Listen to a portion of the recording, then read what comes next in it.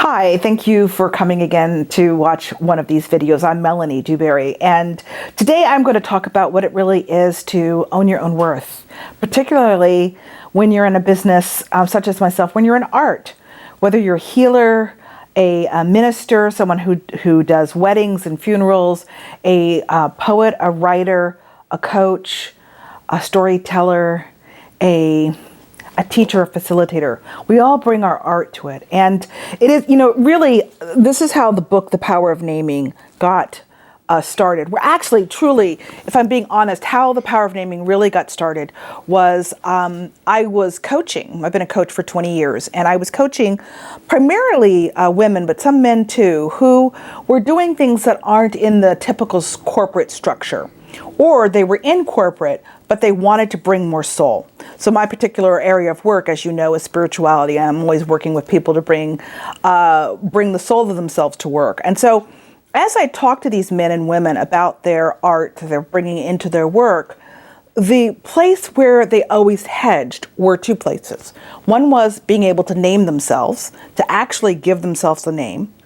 And the other one was to be able to actually talk about the value of their work, what it actually did for people and what it actually cost.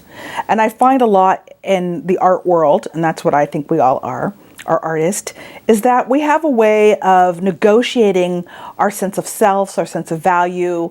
I can't tell you how many painters I've worked with who will talk down the price of their own art or talk it up too much, and a therapist will give out their healing in a verbal way before they even get a chance to actually make a sale. And I know when we say sale, we're like, oh no, we can't sell our art, or we can sell our art, but we can't say the word sale. That makes us sound cheap. And it actually doesn't. So I just wanted to talk to you for a moment about what it is to really know your value and to honor yourself. And if you're an artist, and you are, if you're an artist like me, then what you need to know, just like everybody else who sits behind a desk in a bank or a lawyer or wherever they are in the world doing their work, that you bring value, and you have to recognize that the world wants what you have, and that it is more than okay. It is more than okay to charge for what you do. And so this discomfort that I find in the artistry world around money and asking for money is really odd to me. How much energy we give around making the exchange be hesitant and negative around the money. And it's like, well, people won't value that. Well, people don't value things they don't understand, or they don't value things that they think they don't need. And so then the conversation for you is to become very clear about what you're doing and to speak very candidly. You don't have to have the 30-second speech that they all talk about in marketing, but you do have to speak very candidly and down to earth about who you are and what you're here to do and what that difference it will make to the people that you're working with. You have to talk in a way that doesn't negotiate your sense of self or compromise or barter or anything like that.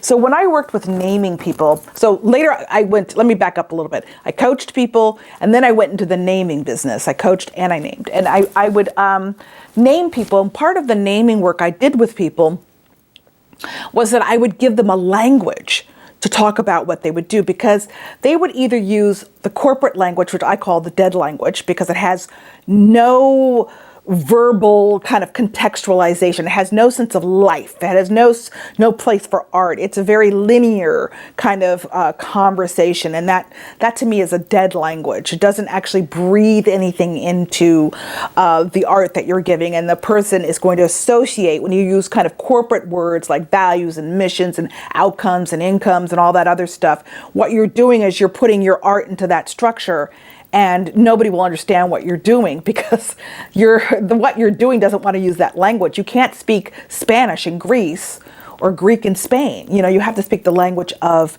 your art.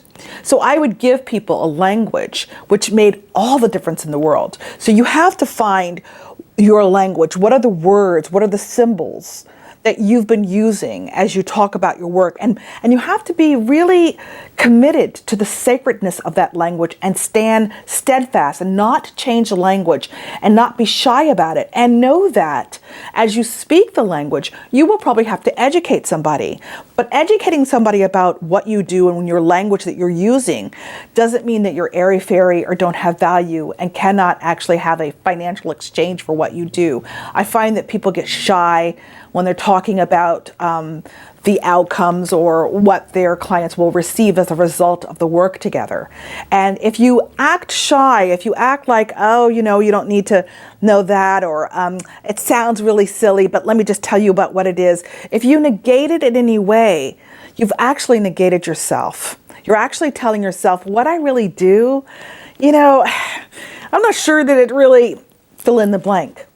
So you have to find the language, and then you have to own the language, and you have to really carry that language with you like a newborn, like a child, like the soul self that you are. And you have to give it the love and then let everybody see it like a child. You have to give it the love and say, let me just show you. Let me just show you what this will do, the difference this will make in your life. Let me talk to you about the results that my clients have achieved, or what this art, you tell me what this art would mean for you in your home, that kind of thing. So that's the first part. And the second part is that you have to get really clear on what are you going to charge for it. And I want to just say a word about that. When I say having clarity about what you're going to ask people for an exchange, you put time, you put effort, and you put love into what you're doing. Don't be afraid to exchange that for the real worth of it. Don't barter down your worth. Don't negotiate. Don't bargain. I go to New Mexico to see my elders often, and sometimes I go to Santa Fe, and there are Native people selling their beautiful jewelry out on the plaza in Santa Fe, and invariably I will hear the typical American wanting to bargain. I never bargain with people.